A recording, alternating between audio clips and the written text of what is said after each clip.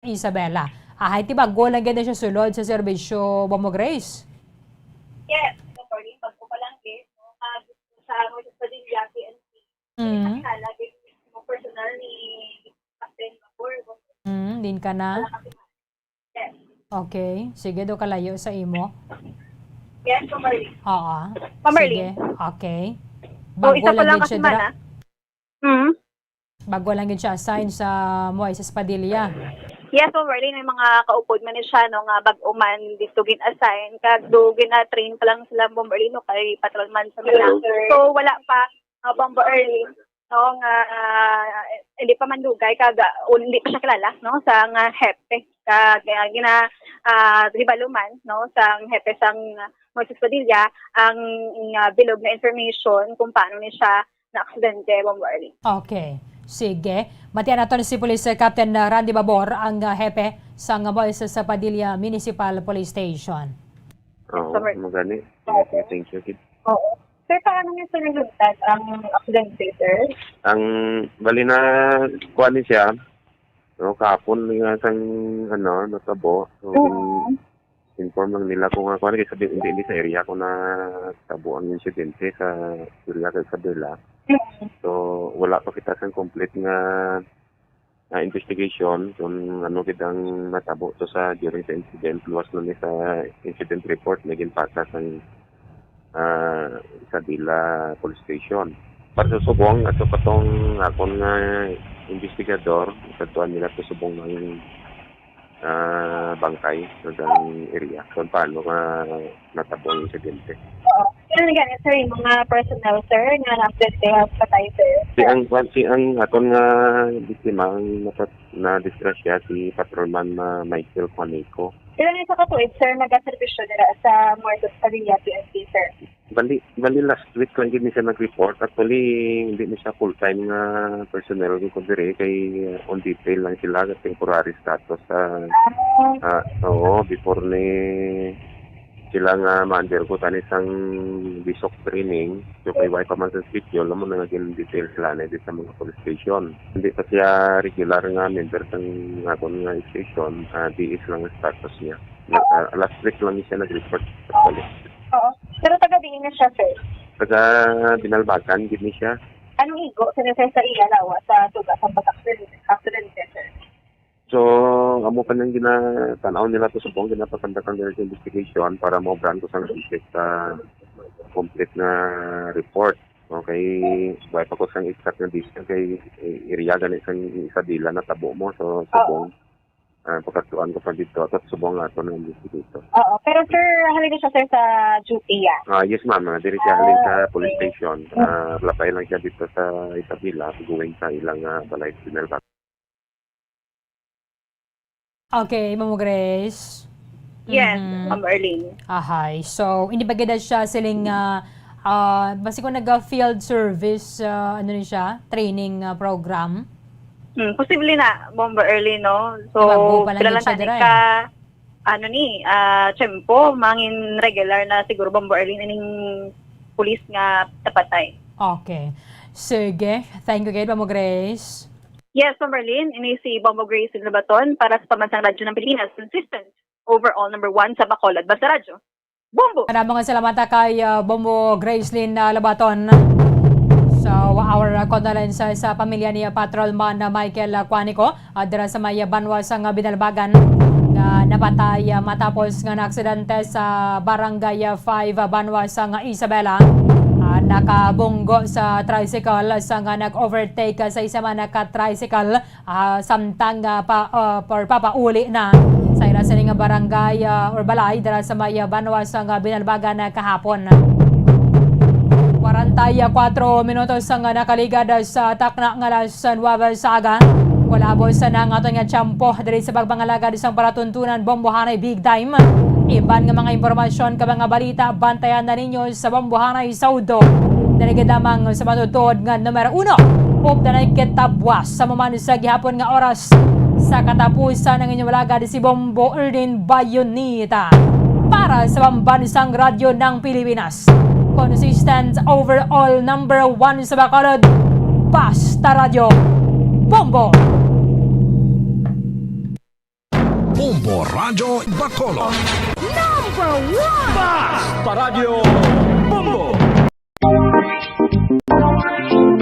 Mga kabombo, nakahibalo bala kamo? Naghampak na sa 3 million ang natapikan sang COVID-19 sa Pilipinas. Mataas sa gihapon ang active cases sa bugos nga pungsod. Kag 50 mil na ang mga nagtaliwan bangod sa sini nga virus. Hindi magkumpiyansa. Depensahi ang kaugalingon kag ang imo mahal sa kabuhi. Magpabakuna na batok sa COVID-19. Pahanumdom nagikan sa Bombo Radyo Bacolod. Basta Radyo Bombo!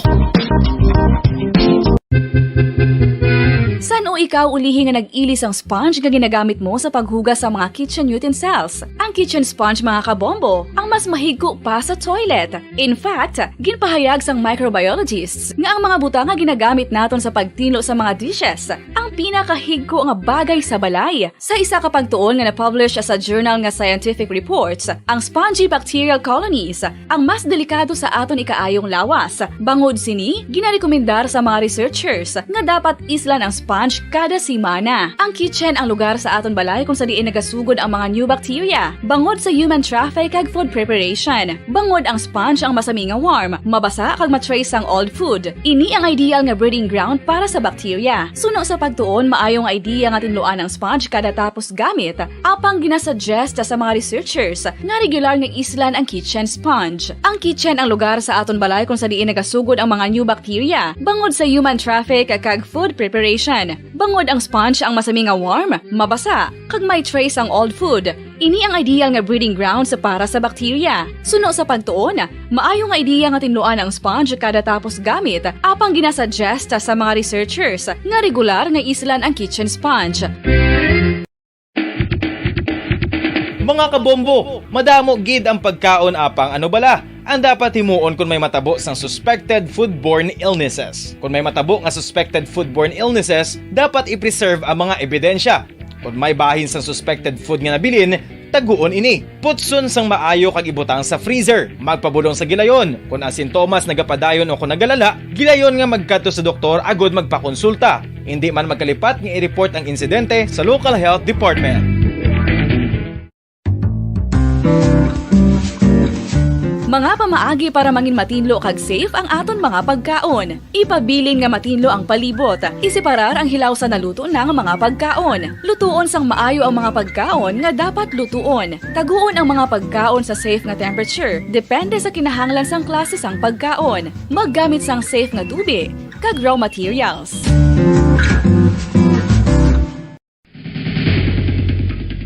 Ang food safety ang nagagarantiya nga ang pagkaon hindi makatugas sang anuman nga halit sa consumers o kung makakaon sini, samtang ini ang ginahanda o kung nakaon. May ara man sa ginatawag food and waterborne diseases o kung grupo sa mga balatian, tugas ang anuman nga infectious o kung non-infectious agents. Ang mga masunod ginakabig common causes ng food and waterborne diseases. Unsafe nga ginahalinan sa ginainom nga tubig, improper disposal of human waste, unhygienic practices, unsafe food handling and preparation practices. Isa ka bala sa may hinuptanan nga ido, mangin responsable nga dog owner. Bilang nagapanag-iyas ang ido, siguraduhon nga ang mga ini ang regular nga nabakunahan batok sa rabies. Ipaidalom ini sa mandatory registration. Siguraduhon nga hindi ini manginlayaw o kon magsigilagaw o kon libot sa mga kalye o kon sa anuman nga mga public places. Imo man responsibilidad nga mapag-groom ang mga ini, matagaan sa bastante nga pagkaon kag shelter. Responsibilidad mo bilang pet owner nga gastuhan ang anuman nga gastuhon medikal sa tion nga makakagat ang imo ido. Rabies is preventable. Mangin responsable nga dog o kon pet owner.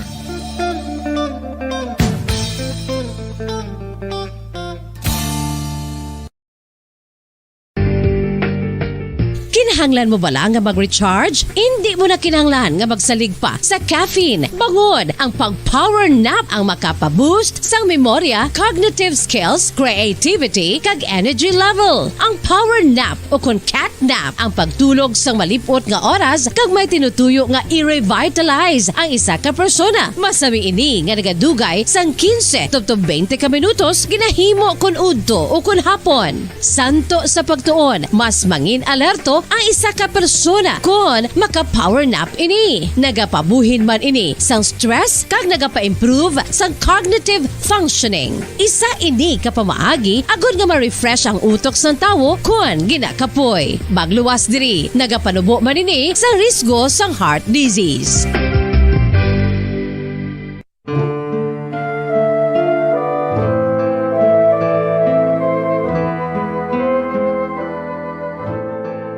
Pangamuyo para sa 2022 elections. Sa ngalan sang Amay, sang Anak, kag sang Espiritu Santo. Amen. O Diyos nga amon Amay, sa amon paghandom para sa maabot nga 2022 elections, nagasalig kami sa imo saad nga ipadala mo sa amon ang mga lideres nga nagatuman sang imo mga sugo kag may kinaugali nga nasanto sa imo tagi pusoon kag espiritu. Ginoong Jesus, hatagi sang inspirasyon ang tanan nga nagahandom nga magpungko sa pwesto. Agud sila mangin leader kag alagad nga magabutang sang kaayuhan sang kadaman, ilabi na ang mga kubos, mga maluya kag mga ginapigos, labaw sang sa ila personal nga interes. Tagdumala nga alagad nga nagahandom sa matudtod nga pag-alagad kag indi nga sila ang pag-aalagaran. Tagdumala nga alagad nga may integridad kag kaluoy para sa tanan. Ubalaan nga Espiritu Santo, sanagi ang amon mga huna-huna kag kasing-kasing, agud amon makita sang maathag ang mga kinahanglanon sang amon katawhan, ang mga promesa sang mga kandidato, kag ang ila ikasarang sa pagtuman sini tanan. Nga kami magpili sang husto nga lider, nga matuod nga magadumala kag mag-alagad, lider nga nagatuman sang imo sugo kag may kinaugali nga nasanto sa imo tagi pusoon kag espiritu, lider nga magahiusa kag magagiya sa amon sa pagpatigayon sang kayuhan sang tanan kag para sa imo bug-os nga kahimayaan. Amay, Anak, kag Espiritu Santo, ikaw ang Diyos sang kabuhi kag paghigugma. Ang Ginoo sang tanan nga panahon, mag-upod ka unta sa amon sa siningtion nga nagahanda kami para sa palabuton nga eleksyon. Amen. Sa ngalan sang Amay, sang Anak, kag sang Espiritu Santo. Amen.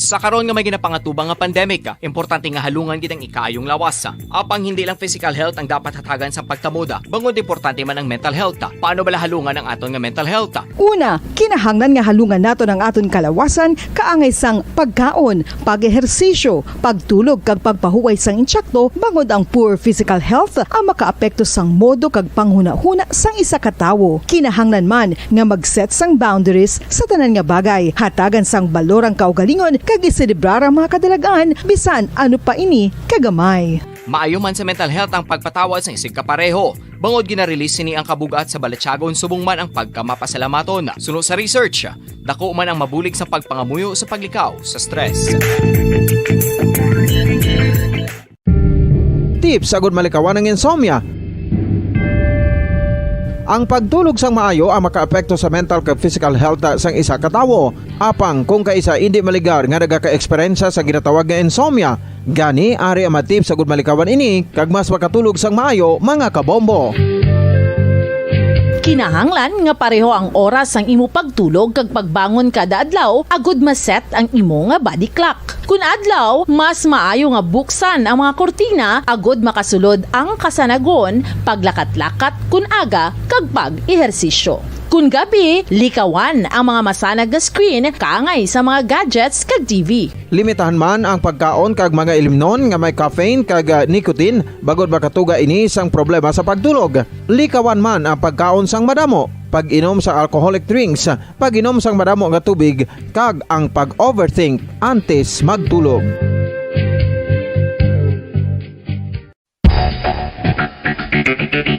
Ang husto nga paggamit sang earphones o kon headphones. Kalabanan sa karon, ilabi na sa mapamatanon ang masami nga nagagamit sang earphones o kon headphones sa tion sang nagausar sang gadgets. Apang, ano bala kalawig ang aton paggamit sang earphones kag headphones? Nakahibalo bala kamo mga kabombo nga ang tuman kalawig nga paggamit sini ang makatugas ang ear noise o kon acoustic trauma? May pila naman ka tips nga makabulig agud mahalungan naton ang aton dulunggan kag pamatinan. Dapat nga ipabilin nga yara lang sa 60% ang volume sang aton nga mga earphones o kon headphones. Likawan nga masobra sa 4 to 5 ka oras ang tayuyon nga paggamit sang earphones o kon headphones. Magtala na sang 15 minutos nga break matapos ang 1 ka oras sagod nga makapahuway ang aton palamatinan. Masami nga tinuan ang earphones o kon headphones kag mas maayo nga gamiton ang duha ka earpiece sang aton nga mga earphones.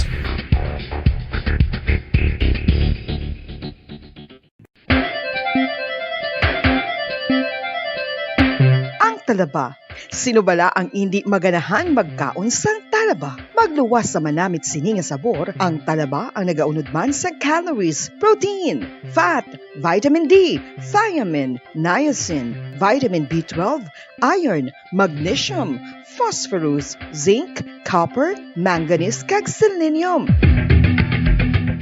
Isa ini sa mga source ang high quality protein nga nagaunod sang siyam ka importante nga mga amino acids nga kinahanglan sang lawas sang tawo. Nagaunod man ini sa antioxidants nga maayo para sa atay. Apang ang pagkaon sang talaba ang mayara man sa mga risgo. Bangod nagaunod ini sa mataas nga amount sang zinc nga delikado sa kalawasan kon masobrahan. Ang pagkaon sini nga hilaw ang makatugaman sang bacterial infection kag makatugas sang diarrhea, pagsuka, hilanat kag iban pa nga seryoso nga kondisyon. Gani sa pagkaon sang talaba, kinahanglan hagan-hagan lang. Ang oral disease, nagapadayon nga seryoso nga public health problem sa Pilipinas. Ang prevalence sang dental caries sa mga permanent Sampagi, hindi makaabot si Gary sa adlaw sa inyong kasal. Oh, ha? Paano? Sa adlaw sa inyong kasal. Magpagkikita ka sa akon sa likod sa simbahan. Kag magadto ka ako nagaginawa ng tanan. Kay malagyo kita sa adlaw ngayon ha. Sige. Saligan ko ina ha. Kadtuan ko ikaw sa likod sa simbahan. Magpangako ka, Ricardo. Nga tumanon mo ang ano man naging pangako mo sa akon. Kagtandaan mo, ikamatay ko kung madula ka sa akon.